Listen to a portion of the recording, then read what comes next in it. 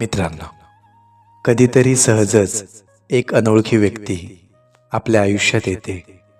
नकळतपणे आपल्या आयुष्याचा एक भाग होऊन जाते.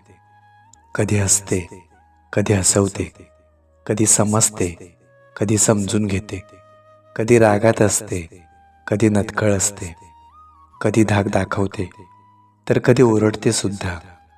असं करत आपलं आयुष्य तिच्यामध्येच गुंतून जातं.